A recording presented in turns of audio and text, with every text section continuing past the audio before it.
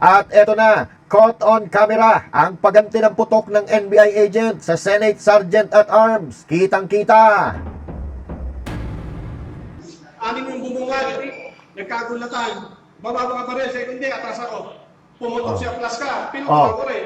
Pasok yung anim. Pasok yung anim. Samantala, isang kongresista, binatiko si Marcos Jr. sa maling pamamalakad sa gobyerno.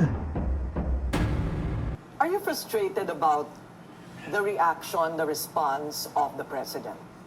Yes. At President Bongbong Marcos Jr. pinagtawanan ng netizen sa kanyang speech sa PMA graduation.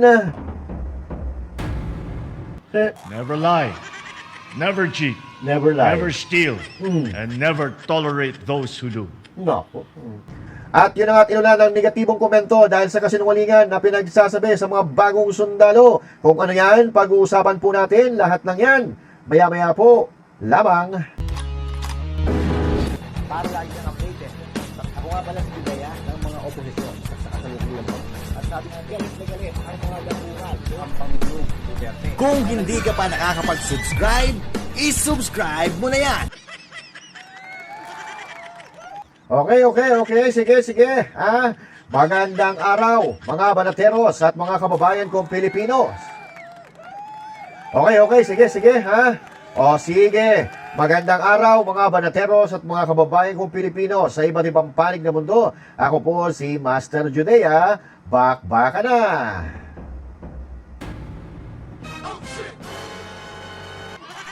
Okay. So, mga kababayan, kumusta po kayo ngayong maulan na Sabado? Oo. Grabe, no? Binangga na naman ng barko ang flood control project na pinagawa ng administrasyon na ito. Nagbaha na naman diyan sa Metro Manila, particular diyan sa SLEX, mga kababayan. Nakita nyo ba yung video? Pang 500,499 flood control projects daw yun eh. Yung isa, hindi natin alam pa kung binaha din. Pero halos lahat binaha na. Wala tayong magagawa dyan. Hirap na naman, Mukhang kinakabahan na naman yung mga tagapagtanggol na mga tangalista ng tagapagtanggol ng flood control project. So, kasi tag-ulan na eh. Ingat-ingat kayo, Ingat-ingat tayong lahat, mga kababayan. Lalo-lalo na pagpupunta ng Metro Manila, no? Grabe, May mga dadaanan ka dyan ng mga ilog. Kasi yung flood control, biglang nabangga ng vapor. Na-overwhelm yan. Okay, sige. Ang gulo-gulo na nga, binabaha pa. Litong-lito na nga eh. Litong-lito na ang taong bayan kung ano paniniwalaan dahil sa pag-usbong ng kasinungalingan galing mismo sa pamahalaan. Si Claire Castro sinungaling, si Marcos Jr. sinungaling, yung NBI nagsinungaling, di ba? Sino pa ba papaniwalaan natin dito? So, yan ang problema. At ngayon, mga kababayan, mainit pa rin na pinag-uusapan ang kaguluhan diyan sa Senado. Ayaw pa rin talaga pumayag ng mga demonyo na wala silang kasalanan dito. Kasalanan daw ito ng Senado. Ay nako. Hanggang ngayon pero hanggang ngayon, hindi pa rin po sigurado ang kinaroroonan ni Senator Bato de la Rosa. May mga nagsasabi na nasa Metro Manila pa. Meron naman sumasabi mga marites na tulpo, yung matanda na sumakay daw sa yate, diyan sa bandang Batangas, hanggang ngayon, di pa natin alam yan. Kung walang katibayan o katunayan, mahirap po patulan yan. Kasi mga marites lang naman ang nagsasabi yan. Pero, ang sigurado ay nagkaputukan sa Senate, nagkaputukan ng NBI at Senate Sergeant at Arms. Pero sabi ni Matibag, di daw siya nag-deploy doon, ng mga ahente. So, at maliwanag na maliwanag dito sa 9 minutes video na ito, mga kababayan, kung saan maririnig at makikita natin ang pag-uusap ng mga ahente ng NBI na umamin pa nga na gumanti sila ng putok kay Aplaska. Akala ko ba walang NBI? Naku po, siya naman talaga. So, Ang hirap na paniwalaan, ha? Pero, buti na lang may social media. Oo. Kasi wala tayong laban sa mainstream media, eh. Oo.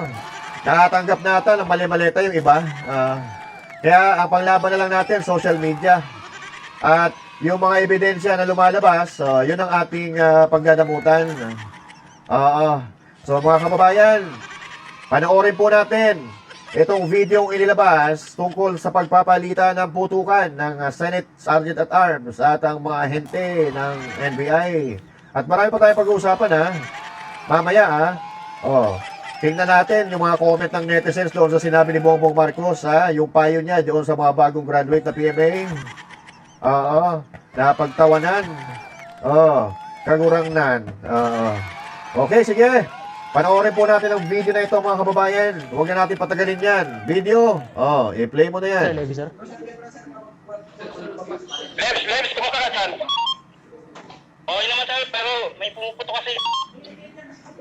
Kami nagkikipagputukan dito. Sinong tinatarget ng mga putok? Ano yung lumabas? Cover mo na ka dyan, huwag kayong makipag-engage.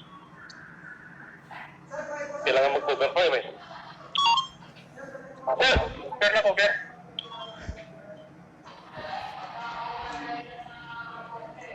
Ano yung part natin, sir, sa video? Okay, yung responde natin kung may mga tawag na.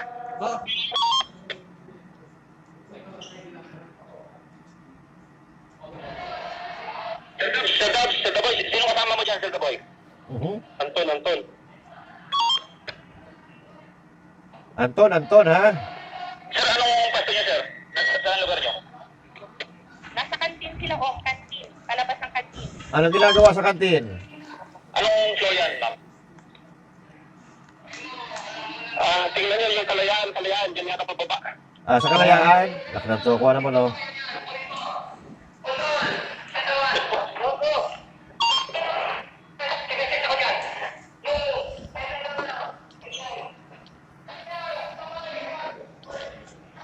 Kasi mukhang i-extract nila si Bato. Yan. Sundalo siguro. O saan? Ang pumutok sa amin, si Aplaska. Si Aplaska daw pumutok. Yan, ha? Siya plus kayo pumutok.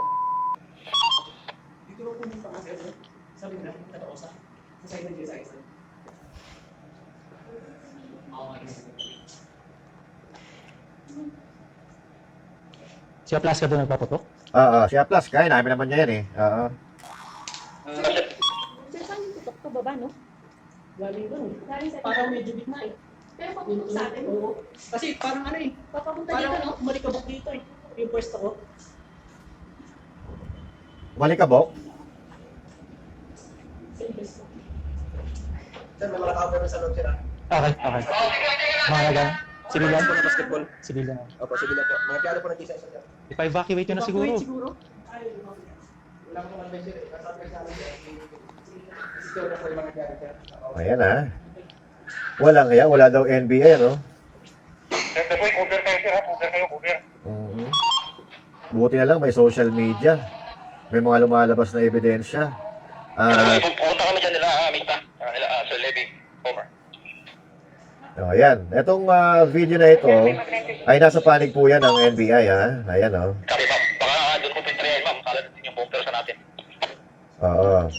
Yung unang video na nakita natin na putukan, sa loob po yun ng Senate mismo kung nasaan sila Plaska. Ito yung doon sa other side, sa GSIS building. Malikabok eh. Malikabok. Kaya sabi ko, mabuti siya nakabati ka na, nakaganon ka. Para lang sila naglalaro, eh, no? Baril-barilan. Ang daming media dyan. Ang hirap magpaputok, baka kasi may tama. Sir, saan tayo po pwesto? Sakay ni sir eh, right eh, hindi mo makita. May hirak mo ipaputok, eh. Gumante na nga kayo ng putok, eh. Raj. May nagpapaputok sa amin. Oo, galing sa taas, galing sa ilog building. Sa GSIS kami. So, Sir Daboy, anong status niya, sir?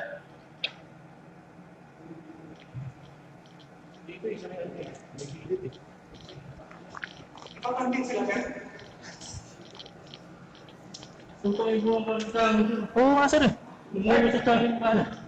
Ay, nakita namin yung usok din malapit sa amin, sir.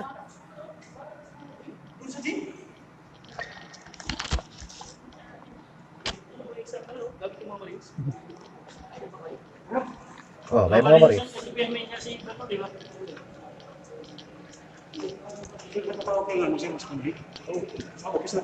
Oh, takbo na. Ito ata yung time na umalis na ang NBI. Tapos, may naiwang tactical bag.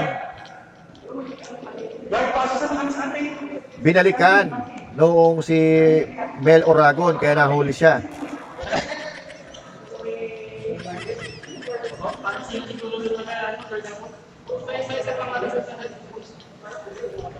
Oh, saan napunta? Oh, retreat na. Eh, mga maris pa naman yung nasa loob ng Senate eh.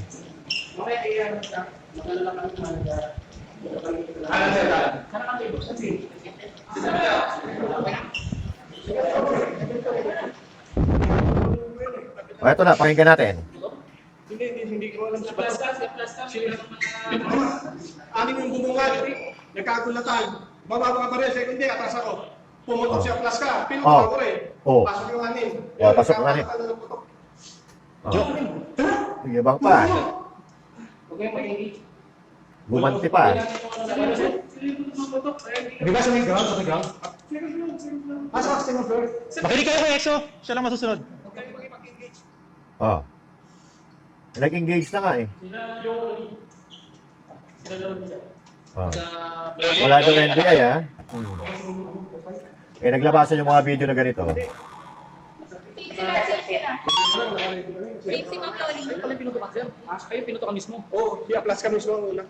Pumutok ng tatlo, patras. Oo, diba ko? Sa ano kayo sir? Di ba sa... Galing ha? Yung sa pagkilikat ka. Sa kantin? Oo, dito sila lumabas ako yan. Yung katabing pintuan ng Raylikat na. Oo Ah. Ayun. Yung access na pintuan sa mga sinatul sa mga sinit. Ito lang ba sa yung access? Hindi, marami. Marami. Nakita ko yung dito balon ng Kalayaan. Binabaril nga kami dun sa Kalayaan eh. Tapos sa mga sabi sa yung sa gym. Nakaharap sila. Hindi mo sila nakikita eh kung saan sila. Yung paglabas namin doon, pinuputukan din kami. Sa kanya kasi. Eh, yung mga ano, i-close nila, yung mga tutulitan sa ano.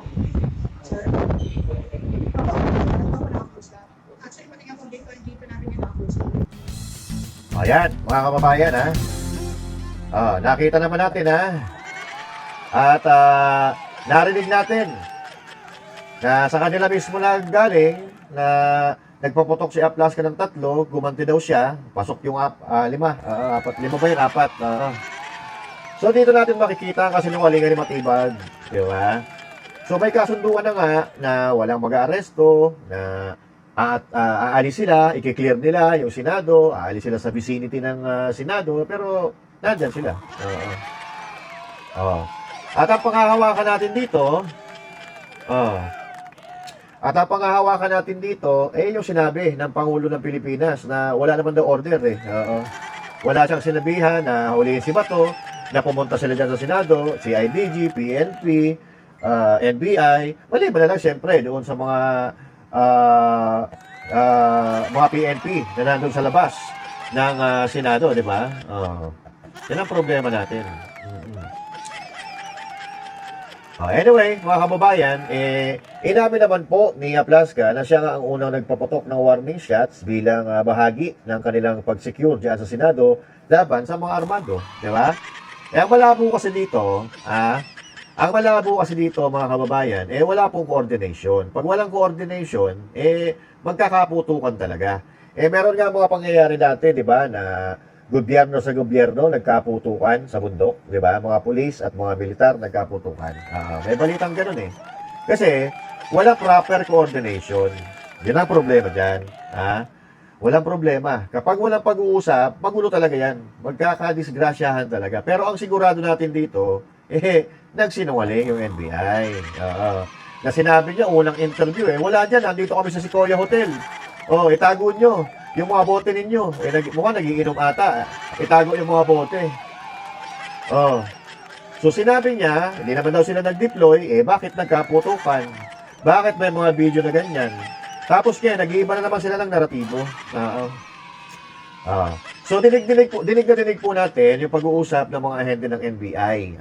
Ito po yung side ng kwento ng NBI or side ng video na galing sa NBI at una na natin nakita yung video sa side naman ng Senate Sergeant at Arms. Hindi ho ba?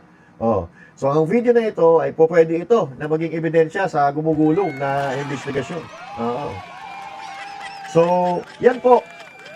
Perfect example ito. Na pag walang proper coordination, disgrasya ang ating nasyon. So, ibig sabihin ba nito? Ibig sabihin ba nito, hindi nila sinunod ang utos ng Pangulo na huwag arestuhin si Bato? So, ibig sabihin ba nito, hindi nila sinunod ang kasunduan ng Senate Sergeant at Arms, Senado at ng NBI? Nag-uusap pa sila di ba? Naaalis sila nag-uwian na nga sila, di ba? Pero meron mo palang natira dyan sa GSIS. So, ito po ang mangyayari kapag ang pamahalaan natin walang pakialam. Wala nga sinasabi si Marcos Jr. tungkol dito, di ba?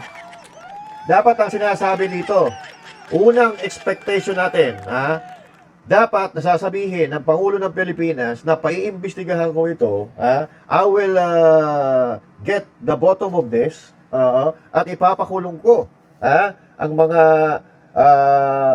kriminal dito o kung sino ang lumabag sa batas dito.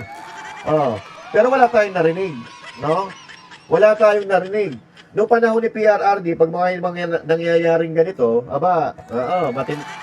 tatakutin na sila ni PRRD.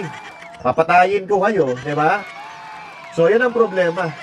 Kaya tayo nagkakagulo-gulo, kaya napaka-weak na Pangulo. Magsasalita, ng tokwa yan, So, hindi na po nila kinakaya, Wala po tayong pandemya, Wala po tayong Marawi Siege, Walang kung ano-anong mga matitinding disgrasya or kalamidad na sinasapit ang bansa. Pero bakit hirap na hirap sila? Ang utang natin, lubong-lubo na. Lobong-lobo na ang utang natin. So, yan ang problema. Lobo na ang utang ng bansa, wala tayong nakikita. Kundi kaguluhan. Kaya naman ngayon, marami ang mga kongresista na medyo nag-iisip-isip na. Pero meron pa rin mga talagang nagpapakita ng pagsipsip sa Marcos administration. Tulad na limbawa ni Richard Gomez, di ba? Bumoto ng yes yun sa impeachment laban kay VP Sara Duterte. Noong si PRRD dati, tuwan-tuwa siya Gustong-gusto nga niya yung war on drugs si PRRD, pinagtatanggol si PRRD, Pero ngayon, yung goma, naging plastic na. Sa bagay, kaya pala goma ang palayaw ni Richard Gomez, Kasi very flexible siya. Pwede siya kumampi sa mali, pwede siya kumampi sa tama, kayo na humusga kung sa tama ba o mali ang kinampihan niya ngayon. Diba? At ang ugong-ugong ngayon, mga kababayan, dahil nga marami silang ginawang kalokohan sa kanilang administrasyon, ay wala daw mangyayaring eleksyon sa 2028. Diba? Yun ang problema. Kung wala mangyayaring eleksyon, paano makakapamili? Ano mangyayari sa bansa natin yan? Kung walang mangyayaring eleksyon, patuloy ang ganitong sitwasyon, di ba? Patuloy ang kaguluhan, patuloy ang utang, wala namang napapakinabangan ng ating bayan. Nauubos lang ang kaban ng ating bayan nang walang saysay, di ba? So, yan ang problema natin. Ngayon, So, yung mga politiko natin, karamihan, nagsasakripisyo para sa pansarili ng kapakanan. Bali wala na yung taong bayan. Basta ang bulsa nila, basta ang bulsa nila, puno ng laman. Yun lang. At meron nga dito, mga kababayan, na isang kongresista na talagang binanatan si Marcos Jr. So, eto kasing administrasyon, puro kapalpakan. Yung namumuno, puro salto, puro sinungaling, di ba? Itong administrasyon, nagdudulot ng pangamba, takot, nagdudulot ng gulo sa bansang ito. Tapos sasabihin nila yung mga ang nanggugulo. Yung mga bagong pinuno ng Senado. Di ba? So pakinggan po natin ang sinabi ng isang kongresista. Ito, pakinggan ninyo. Siya ng gobyernong ito, hindi... Are you frustrated about the reaction, the response of the president? Yes. Dahil... This president had every chance to be decisive the very first day he stepped into office. Palagay ko, hindi decisive itong presidente na ito. He did not direct this government the way it should have been and the way people voted for him to change it. Ang mga programa at polisiya ng gobyernong ito hindi natutuloy, laging atras-abante. Ang mga investigasyon sa mga malalaking issue sa korupsyon, pati sa impeachment na to, sa palagay ko, dapat matagal na itong natapos. And for this, I should have heard and seen the president say, mananagot ang gumawa nito at ipapakulong ko kung sino ang nagsimula ng kaguluhang ito sa Senado. Hindi natin narinig yun. Kumbaga, you did not feel reassured, Kong. Yan ang gusto ng mga Pilipino kay President Duterte noon. Pag sinabi niya, ipapatay ko ang mga corrupt, ipapatay ko ang mga drug lord. Gusto marinig ng Pilipino yun. At gusto natin marinig yun sa presidente na to na napakaraming nangyayari. And dapat sabihin niya yun na hahanapin ko kayo at ipapakulong ko kayo. Are you frustrated about the reaction, the... Ayan, mga kababayan. So, narinig nyo naman. So, ibig sabihin, dapat pag ikaw ay Pangulo, dapat decisive ka. So, ibig sabihin, you're able to make a decision quickly and confidentially. Di ba? Confidentially tuloy. Confidently. Di ba? So, pero wala eh. Wala nga ho tayo narinig sa Pangulo. Sinabi lang niya, di ba? Wala akong utos, wala akong order na arestuhin si Senator Bato. Pagkatapos doon, wala na. So, ano nangyari? Kagulo-gulo na naman. Pumasok na si Boying Rimulya. Pumasok na naman si Trillanes. Pero nagbanatan si Trillanes, sinagot ni Rimulya, ni Secretary John Vic Rimulya, si Trillanes, mga kababayan, na sinabi kasi ni Trillanes dati na kung hindi ka presko ng preskon, may nahuli ka sana. Kaso presko ng preskon sagot naman ni Rimulya kay Trillanes, kaya ka 3 beses sunod-sunod na natalo kasi inuuna mo yung daldal kaysa mag-isip diba? So yun ang sabi ni Rimulya, mga kababayan. Pero balikan natin ang sinabi nitong kongresista ng Iloilo, no?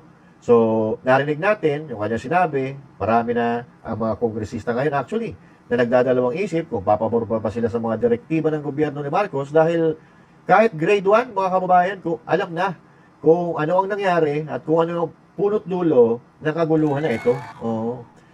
Wala na naniniwala sa kanila Kahit yung mga post nila, kahit sa PTV, sa RTV, Malacanang, makikita natin na yung mga netizens na galit na at wala nang positibo na sinasabi sa kanila doon pa lang, mga kababayan, that's an indication that the Filipino people is really galit na really furious, mga kababayan, ang mga Pilipino. Diyan nga kanina, sa Cavite yun, sa Silang, mga kababayan. At syempre, dyan naman ginaganap ang graduation ng ito mga PMA. Nagsalita po si Bongbong Marcos Jr. At para bagang yung mga sinabi niya, parang parinig sa sarili niya. Yun po ang nakita natin So, eto po.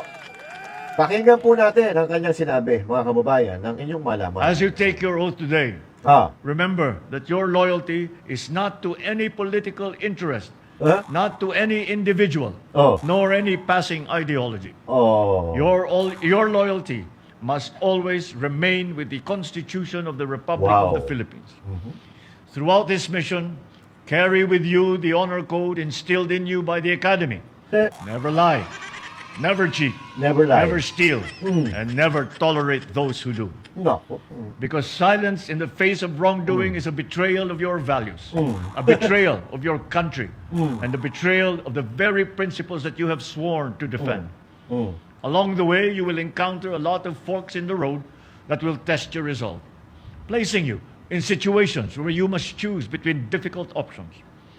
But as long as you remain faithful to our flag and committed to serving our citizens, you will never lose direction.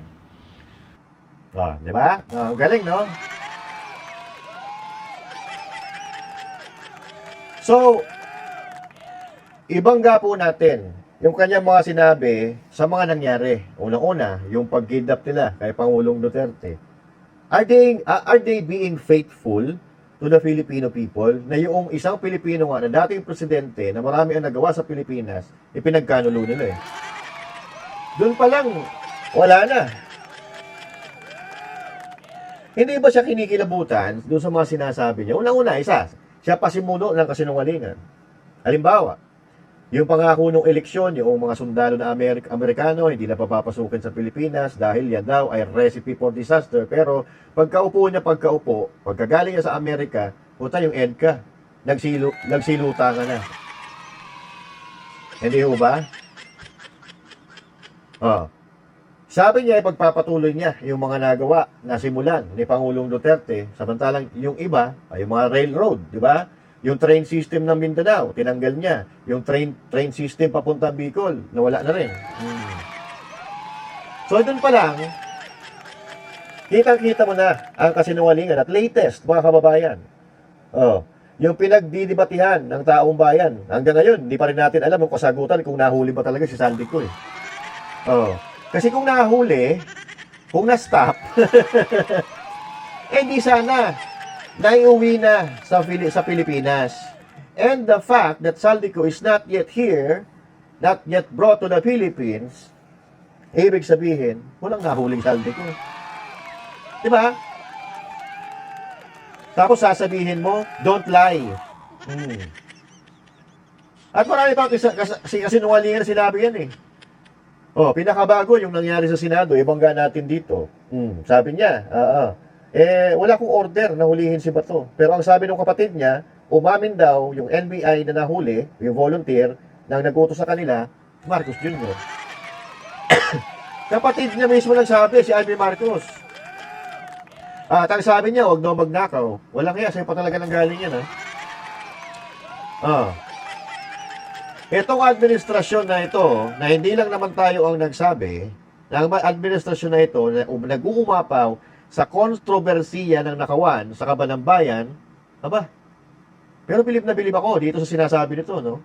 Diretso, hindi man lang siya kinilabutan, harap-harapan ito, pabubudol. Sa harap pa talaga ng mga bagong sundalo. Na yung mga bagong sundalo na yan, alam na alam nila kung ano ang nangyayari sa bansang ito. Muntik na ako maniwala eh. Kung tinanggal niya yung salamin niya, muntik na ako maniwala. Pero tingnan natin. Tingnan po natin ang komento ng taong bayan. Kasi ako po, hindi po ako naniniwala sa mga sinasabi niya eh. Kasi nakikita naman natin. Tanga ka na lang kung maniniwala ka sa sinabi niya yan. Dapat bumaba na siya sa pwesto niya. Kasi, kontra yung mga sinabi niya sa ginagawa niya eh. Di ba? So ito, tingnan natin. Malay mo naman, sa comment section, maganda yung feedback ng mga tao dyan sa sinabi niya. Tingnan natin.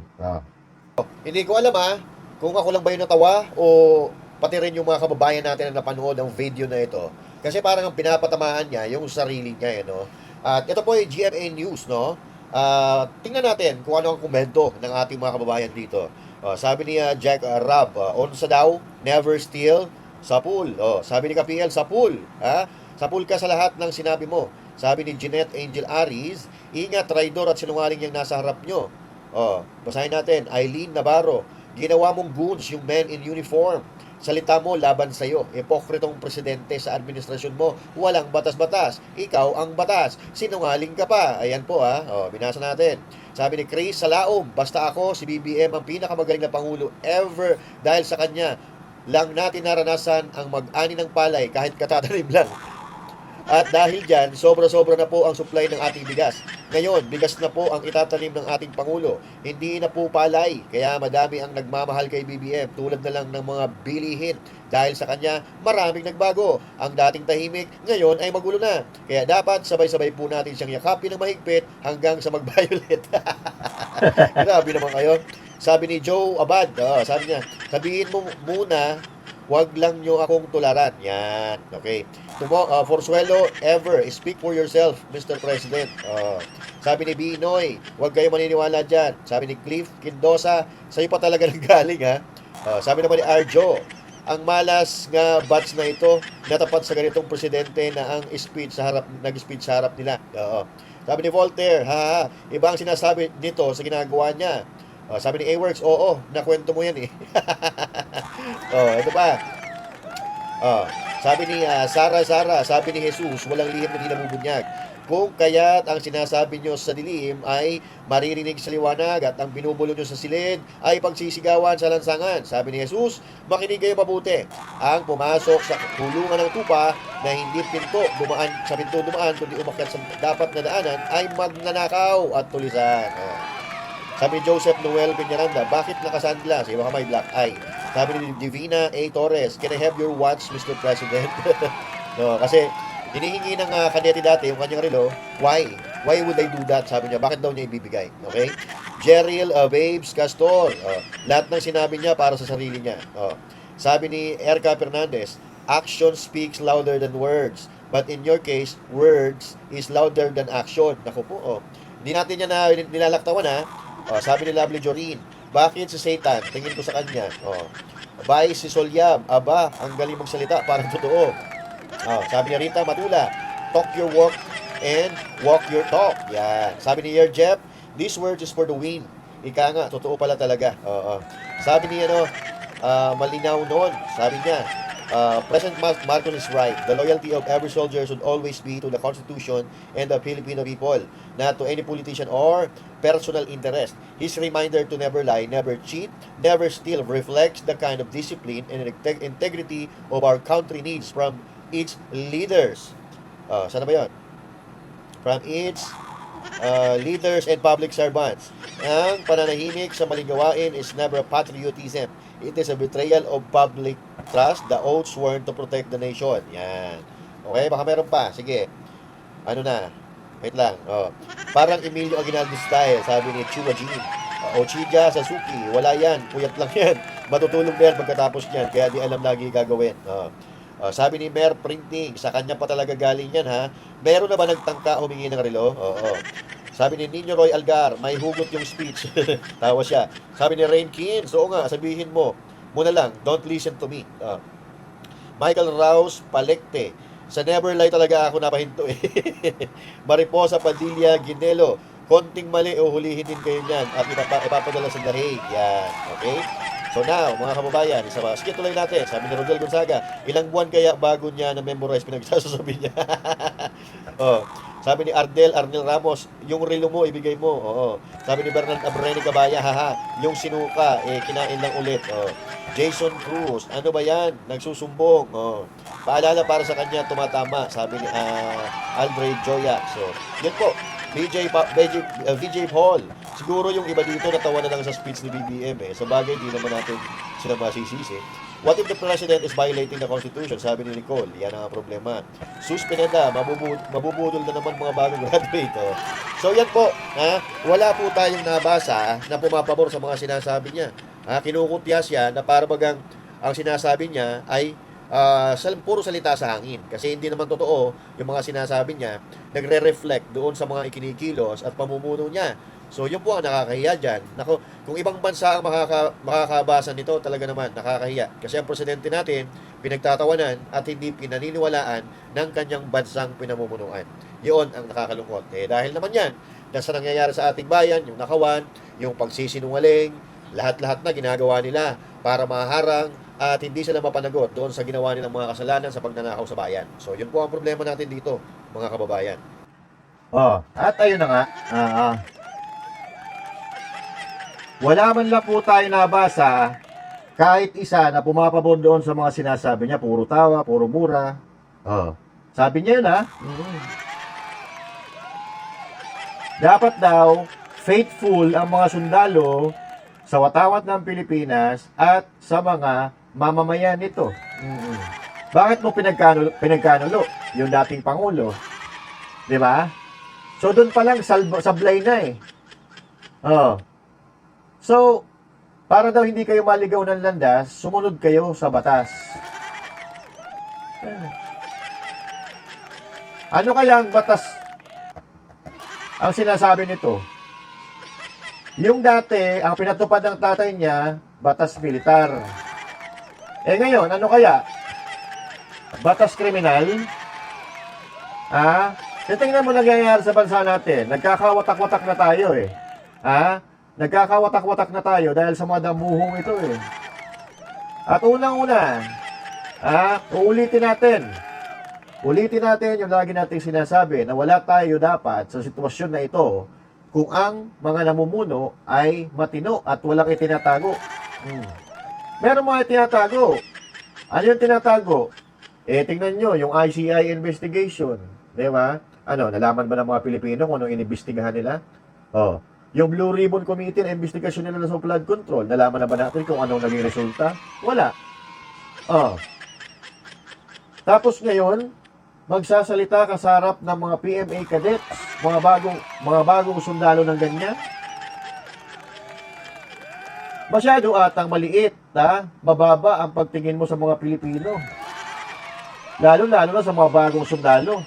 Na animoy, hindi nila alam ang nangyayari sa bansang ito. Yun ang nakakalungkot dito. Kasi yung salita mo, laban sa salita mo. Di ba nakakatawa? Lalo-lalo na, pag nagsalita pa yung aso nito, na si Claire Castro, na wala nang ibang ginawa kundi magsinungaling sa publiko. Nakakahiya. Grabe, no? In my lifetime, as a Filipino people, in my lifetime, as a Filipino, ngayon lang ako naka-experience ng administrasyon na ganito.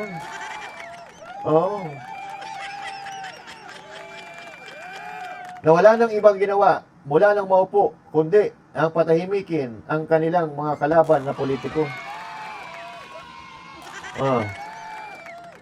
So mga kababayan, ano po ang masasabi ninyo dito sa pinag-usapan ng ating ito? Kung meron kayong opinion, katanungan, at violent reaction dito sa topic na ito, may comment nyo dyan sa comment section. Pag-usapan natin yan sa susunod na talakayan, And hanggang dito na muna. Once again, this is Master Judaism. Thank you.